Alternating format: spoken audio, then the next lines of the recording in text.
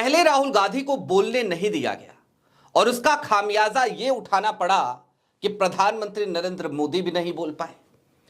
और इसके बाद से सत्ता पक्ष के लोग कह रहे हैं कि देखिए, संसदीय परंपरा को तोड़वाने का काम विपक्ष ने यानी कि कांग्रेस ने किया है। लेकिन इन आरोपों के पीछे की सच्चाई क्या है? लोकसभा में धन्यवाद प्रस्ताव पारित हो गया बिना प्रधानमंत्री नरेंद्र मोदी के अभिभाषण के, तो इसके पीछे क्या वो डर नहीं है जो डर कल की तारीख में प्रधानमंत्री नरेंद्र मोदी के चेहरे पर साफ साफ नजर आया था? किस डर की बात कर रहा हूं मैं? दोस्तों, कल की तारीख में प्रधानमंत्री नरेंद्र मोदी अपनी गाड़ी से उतरते हैं, सधे कदमों से संसद भवन के मकर द्वार की तरफ बढ़ते हैं और वहां से उन्हें लोकसभा में जाना था, अपना अभिभाषण देना था। लेकिन कल की तारीख में जैसे ही वो मकर द्वार तक पहुंचे, वहां पर अर्जुन राम मेघवाल और उनके साथ ही साथ संसदीय कार्य मंत्री किरण रिजिजू दोनों लोग मौजूद थे और भी कुछ नेता मौजूद थे। मोदी जी ने पूछा क्या चल रहा है, और उन्हें पता चला कि राहुल गांधी अभी भी भीतर हैं। इतना सुनना था कि प्रधानमंत्री नरेंद्र मोदी उल्टे पैर वापस चले गए। क्यों गए वापस? राहुल गांधी अंदर थे तो तकलीफ क्या थी? राहुल गांधी करने क्या वाले थे? उस बात से इतनी दिक्कत क्यों हुई? और आज की तारीख में लोकसभा में भारतीय जनता पार्टी ने कैसे बेशर्मी, थिथरई, बेहयाई का एक नया अनूठा, अब तक का एकमात्र रिकॉर्ड बना दिया। सारी बातें जरा विस्तार से करेंगे। नमस्कार, मैं स्वप्निल और आप मुद्दा देख रहे हैं। दोस्तों, आगे बढ़े उससे पहले वही छोटी सी अपील। मुद्दा इन दिनों एक गंभीर आर्थिक संकट से जूझ रहा है। एक तरफ हमारे मेन बैंक अकाउंट्स फ्रीज चल रहे हैं, तो दूसरी तरफ हमारे 2.5 साल पुराने चैनल को हमसे लंबे समय तक छीन कर रखा गया था। ऐसे में डे टू डे ऑपरेशंस में मुद्दा को काफी मुश्किलों का सामना करना पड़ता है। लिहाजा आपसे गुजारिश है, यदि आप चाहें तो स्क्रीन पर दिख रहे क्यूआर कोड या फिर के नीचे दिख रहे यूपीआई नंबर के जरिए मुद्दा की छोटी छोटी मदद जरूर कीजिएगा। अब आगे बढ़ते हैं और जरा सिलसिलेवार तरीके से यह समझने की कोशिश करते हैं कि राहुल गांधी से आखिरकार इस बजट सत्र में बार बार मोदी सरकार हारती हुई और फिर डरती हुई और उसके बाद बौखलाहट में अनाप शनाप बोलती हुई या फिर की बेशर्मी का रिकॉर्ड बनाती हुई क्यों नजर आ रही है? दोस्तों, राहुल गांधी ने धन्यवाद प्रस्ताव पर राष्ट्रपति के अपनी बात रखने की कोशिश करी। पहले दिन जब कोशिश करी, सोमवार का दिन था, तो राहुल गांधी एक आर्टिकल का जिक्र करना चाहते थे। यह आर्टिकल आप सबको पता है, पुरानी बात हो गई। यह आर्टिकल कैरवा मैगजीन में छपा था। यह आर्टिकल उस किताब का एक हिस्सा था जो पूर्व आर्मी चीफ जनरल नरवणे की किताब है, 4 स्टार्स ऑफ डेस्टिनी। अब उस किताब के उस हिस्से को जब राहुल गांधी कोट नहीं कर पाए, 46 मिनट तक बार बार उनको रोका जाता रहा। अगले दिन भी बोलने की कोशिश की, उनको रोका जाता रहा। विपक्ष के नेताओं को बोलने का मौका जब भी स्पीकर देते तो विपक्ष के भी सारे नेता एक स्वर में कहते राहुल गांधी को सुनेंगे, राहुल गांधी को बोलने दीजिए, चाहे अखिलेश यादव हो, चाहे टीएमसी के कोई नेता हो। ये तमाम स्थितियां रही, आप सबने देखी हैं। तो लोगों को लगा कि चलो ठीक है, ये बवाल यहीं पे खत्म हो जाएगा, समाप्त हो जाएगा। राहुल गांधी नहीं बोल पाए, क्या फर्क पड़ता है? लेकिन हुआ इसका उल्टा। कल की तारीख में प्रधानमंत्री नरेंद्र मोदी का अभिभाषण था। राहुल गांधी सुबह सुबह अपने हाथों में पूर्व आर्मी चीफ जनरल नरवणे की, एमएम नरवणे की वो किताब लेकर के पहुंच गए। और ना सिर्फ किताब लेकर के पहुंचे, बल्कि दावा कर दिया कि आज की तारीख में प्रधानमंत्री आएंगे और मैं प्रधानमंत्री नरेंद्र मोदी को यह किताब उनके हाथों में सौंपूंगा। ये वो किताब है जिसे भारत के भीतर पब्लिश नहीं करने दिया जा रहा। रक्षा मंत्रालय ना तो हाँ कह रही है, ना कह रही है, किसी राज्यपाल की तरह बैठी है। लेकिन एब्रॉड में ये किताब छप चुकी है, पब्लिश हो चुकी है, और मैं ये किताब आज प्रधानमंत्री नरेंद्र मोदी जी के हाथों में रखना चाहता हूं। इसके साथ ही साथ कल की तारीख में जब प्रधानमंत्री नरेंद्र मोदी सधे कदमों से अपनी गाड़ी से उतरकर जा रहे थे, तो किरण रिजिजू ने उन्हें बाकी भी हालातों से अवगत कराया था। मसलन 8 सांसदों को सस्पेंड किया जा चुका है विपक्ष के, और ये तमाम सांसद हाथों में एप्स्टीन फाइल के तख्तियां लेकर, पोस्टर लेकर बैठे हैं धरने पर। आज की तारीख में मोदी जी का अपना एक गुब्बारा है, वो गुब्बारा फूटने की कगार पर है। जाहिर सी बात है, जब वो गुब्बारा फूटने की कगार पर है तो तकलीफ हो रही है, दर्द हो रहा है, पीड़ा हो रही है और घबराहट, वो तो लाजमी है। लिहाजा आज की तारीख में अब जरा यह समझिए कि बेशर्मी, थिथरई, बेहयाई का कौन सा नया रिकॉर्ड बनाया भारतीय जनता पार्टी ने।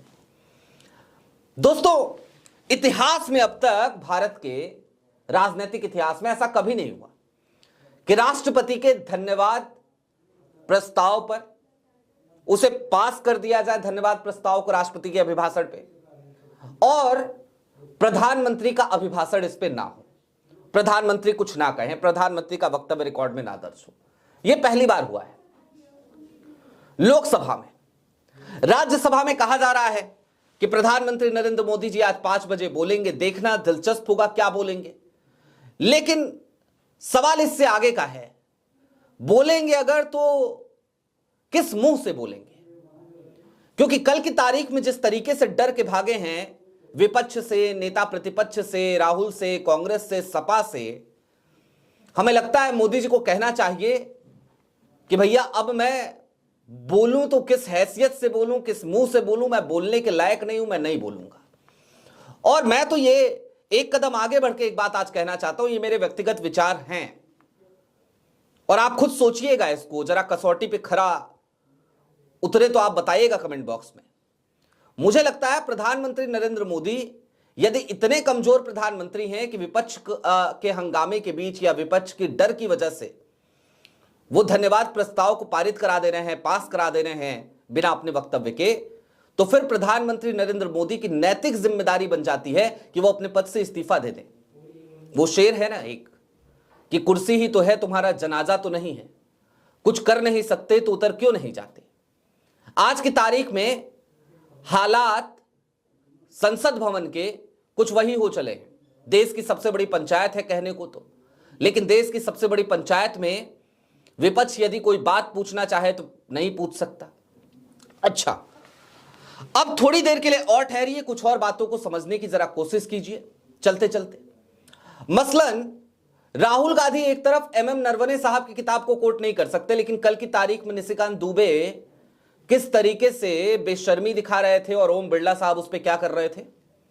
ओम बिरला साहब नो नो नो करते रह गए, लेकिन कैमरा निशिकांत दुबे पे ही फोकस रहा। निशिकांत दुबे बोलते रहे। निशिकांत दुबे का माइक जो है वो म्यूट नहीं किया गया, उनका कैमरा जो है आउट ऑफ फोकस नहीं हुआ, ओम बिरला की तरफ कैमरा नहीं घुमा और निशिकांत दुबे पूरी शान से कल की तारीख में नेहरू, इंदिरा की शान में गुस्ताखी करते रहे।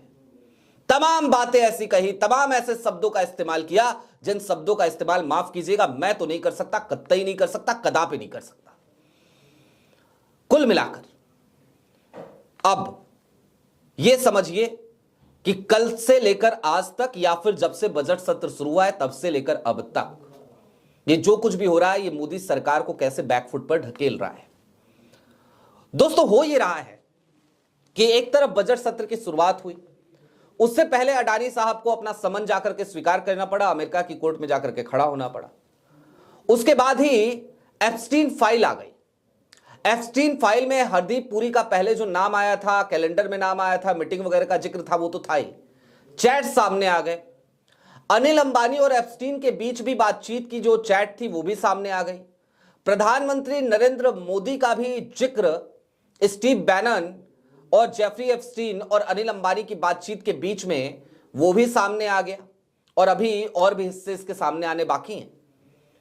जाहिर सी बात है चौतरफा घिर रहे थे प्रधानमंत्री नरेंद्र मोदी। और इसी बीच में क्या हुआ, रातों रात अचानक जैसे ही सोमवार को राहुल गांधी ने एमएम नरवणे साहब की किताब का जो अंश कैरवा में प्रकाशित हुआ उस पर बात करनी चाहिए और प्रधानमंत्री नरेंद्र मोदी घिरते हुए नजर आए, रातों रात अचानक यूएस ट्रेड डील हो गई। यूएस ट्रेड डील का ऐलान भी किसी और ने नहीं बल्कि डोनाल्ड ट्रंप ने किया और यहां तक बता दिया कि भाई ये जो डील हो रही है ना, इस डील में अब अमेरिका के ऊपर 0% टैरिफ लगेगा। यहीं पे नहीं रुके डोनाल्ड ट्रंप, ये भी बता दिए कि अब रसिया से तेल भारत नहीं खरीदेगा बल्कि वो अधिक से अधिक मात्रा में वेनेजुएला और अमेरिका से तेल खरीदेगा। जाहिर सी बात है ऐसा करके ट्रंप ने आग में घी डालने का काम किया।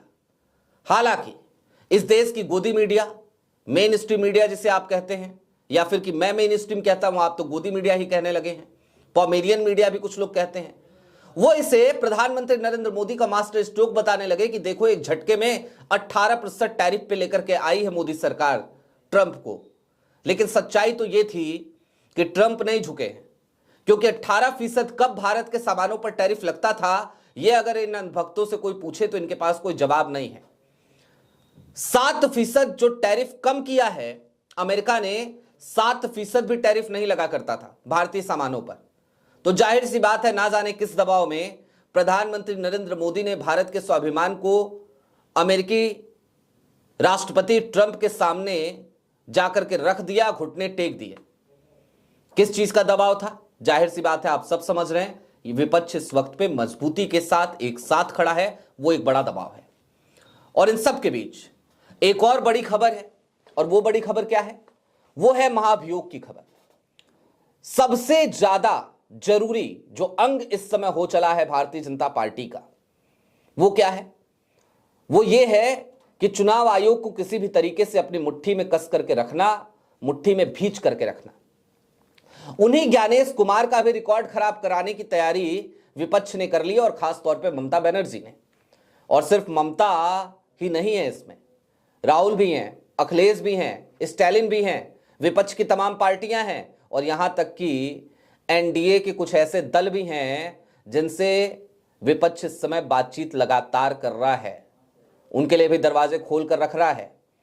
एक ऐसे भी नेता हैं जो पूर्व मुख्यमंत्री हुआ करते थे, जिनके पास वर्तमान समय में लोकसभा में 7 सांसद हैं, महाराष्ट्र से आते हैं, आप समझ गए होंगे, नाम लेने की जरूरत नहीं है। तो जाहिर सी बात है, चहुतरफा मोदी सरकार घिर रही है, और ऐसा लग रहा है जैसे आज की तारीख में प्रधानमंत्री नरेंद्र मोदी को समझ नहीं आ रहा कि अब वो करे तो करे क्या। और निश्चित तौर पर इसके पीछे सबसे बड़ी वजह अगर कुछ है तो वो वजह है, पहला, राहुल गांधी का वो चेहरा आज की तारीख में, जो चेहरा लंबे समय तक राजनीति में से दूर रहा। पहले भारत जोड़ो यात्रा, और उसके बाद से भारत जोड़ो न्याय यात्रा, और उसके बाद देश राहुल को समझने लगा। फिर राहुल राजनीति में इस तरीके से एक अग्रेसिव पॉलिटिशियन की तरह आगे बढ़े कि आज की तारीख में उनके अग्रेशन के सामने तमाम राजनेता पानी भरते हुए नजर आते हैं। और इन सब के बीच राहुल को समूचा विपक्ष अपना नेता मान रहा है, ये और भी बड़ा सरदर्द है भारतीय जनता पार्टी के लिए। और इसकी बानगी हमने सोमवार को भी देखी, मंगलवार को भी देखी, कि जब सोमवार को ओम बिरला ने अखिलेश यादव का नाम लिया राहुल को रोककर, तो अखिलेश यादव ने भी कह दिया कि नहीं, नेता प्रतिपक्ष कुछ कह रहे हैं, पहले उनको सुन लिया जाए। और उसके बाद अगले दिन मंगलवार को जब फिर से लोकसभा में राहुल गांधी को नहीं बोलने दिया गया, तो समूचे विपक्ष ने वॉकआउट कर दिया, सदन छोड़ दिया, बाहर निकल गए, कहा कोई बात नहीं, नेता प्रतिपक्ष को नहीं बोलने दोगे तो हमें आगे सदन की कार्रवाई में भाग ही नहीं लेना है। और उसी का नतीजा यह भी रहा कि राहुल अड़े हैं उस पूरी ताकत के साथ। वो खुद को अब सिर्फ कांग्रेस का सांसद नहीं मानते हैं, निश्चित तौर पर वो नेता प्रतिपक्ष हैं, वो उस भूमिका में नजर भी आ रहे हैं। और प्रधानमंत्री नरेंद्र मोदी वो डर के, छिप के, भागते हुए नजर भी आ रहे हैं। आपकी क्या राय है कमेंट बॉक्स में जरूर बताइएगा। अभी के लिए दीजिए इजाजत, चलते चलते फिर वही अपील, चैनल पे नए हो तो सब्सक्राइब करते हुए जाइएगा, सक्षम हो तो छोटी छोटी मदद मुद्दा की जरूर कीजिएगा। बहुत शुक्रिया।